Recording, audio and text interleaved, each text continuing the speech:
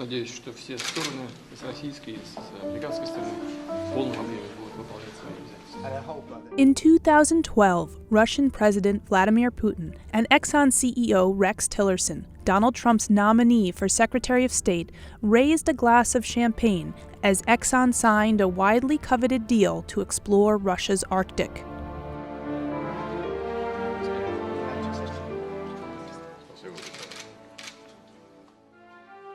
How Russia's strongman president and the possible next Secretary of State got so close, in fact, to this particular handshake, started years ago. Tillerson was pursuing deals in the name of oil, sometimes even at odds with U.S. interests. I've known him since 1999, and I have a very close relationship with him. I don't agree with everything he's doing, but he understands that I'm a businessman. This is Sakhalin Island. It's on Russia's far east and just north of Japan. In the 1990s, in the wake of the Soviet Union's collapse, Tillerson came here as part of Exxon's effort to be an early mover in this oil-rich land.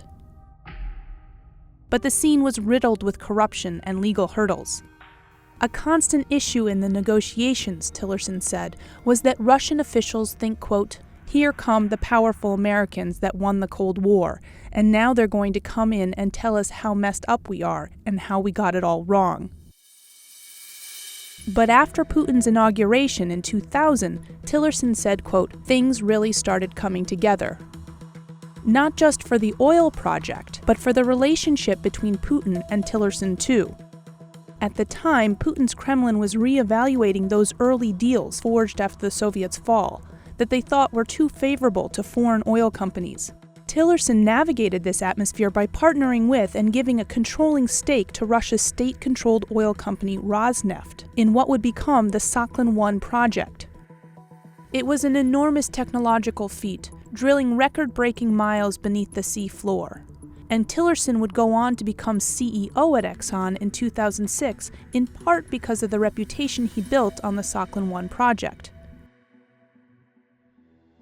And playing nicely with the Russians was a tactic he banked on again in 2012, this time in a $3.2 billion agreement with state-controlled Rosneft to explore an area of Russia's Arctic larger than Texas. And that's what led to the champagne toast. And just a year later, Tillerson was getting Russia's Order of Friendship pinned on his suit jacket. But then the problem started. Exxon's exploration in the Arctic stalled when the U.S. imposed sanctions on Russia after it invaded Ukraine and annexed Crimea. Tillerson opposed the sanctions, but didn't fight them. Still, his allegiances were clear. I'm not here to represent the United States government's interest. I'm not here to defend it, nor am I here to criticize it. That's not what I do. I'm a businessman.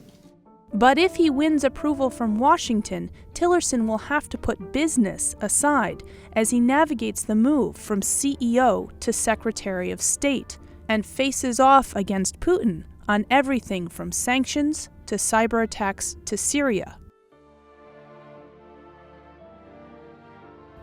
For perhaps the first time in his career, he'll need to put America's interests ahead of Exxon's.